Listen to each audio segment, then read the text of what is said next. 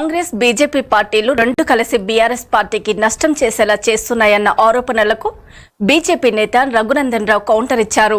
Congress BJP విరుద్ధమైన సిద్ధాంతాలు కలిగిన పార్టీలు ఎలా కలుస్తాయని ప్రశ్నించారు. రానున్న ఎన్నికల్లో బీఆర్ఎస్ పార్టీ బిగ్ జీరో కాబోతుందని జోస్యం చెప్పారు.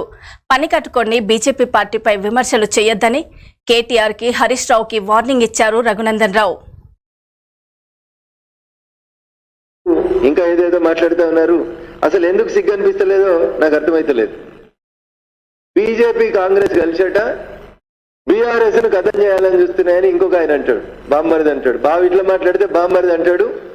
బీజేపీ కాంగ్రెస్ కలిసి బీఆర్ఎస్ ని కథం చేయాలని చూస్తా ఉన్నాయి. అయ్యా కేటీఆర్ గారు మర్చిపోయినట్టున్నారు.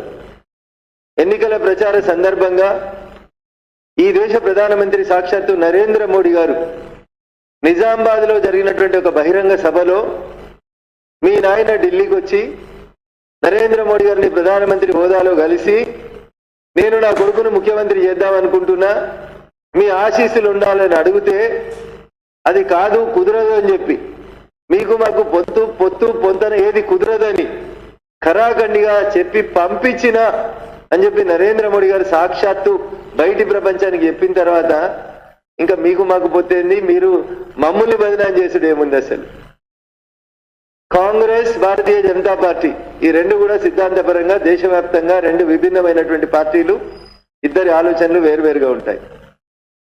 మేము ప్రపంచంలో ఉన్నటువంటి హిందూ బంధువులందరి ఆకాంక్ష రామ మందిరం కట్టాలని మేము కొట్లాడితే రామ మందిరం వద్దని వకీళ్లను పెట్టి కొట్లాడినటువంటి పార్టీ కాంగ్రెస్ పార్టీ. ప్రపంచంలో ఉన్నటువంటి ప్రతి ఒక్కరు రామ మందిర నిర్మాణాన్ని, రామ మందిరంలో నిన్న జరిగిన విగ్రహ ప్రాణ ప్రతిష్ఠ కార్యక్రమాన్ని ప్రపంచం అంతా ఉత్కంఠతో ఎదురు చూస్తే ఈ దేశంలో ఉండి ఆ కార్యక్రమానికి రానటువంటి party Congress party. Congress BJP రెండు కలిసేట బీఆర్ఎస్ ని కథం చేస్తాయట అన్న. వ్యక్తులు అనుకుంటే పార్టీలు కథం కావన్నా.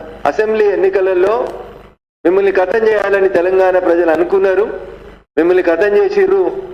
మీ నాయన రవీంద్ర భారతిలో ఏదో పేపర్లను టీవీలని 5 కిలోమీటర్ల లోపల బొంద పెడతామని చెప్పింది కదా, అట్లా తెలంగాణ సమాజం మిమ్మల్ని అసెంబ్లీ ఎన్నికలలో బొంద పెట్టింది.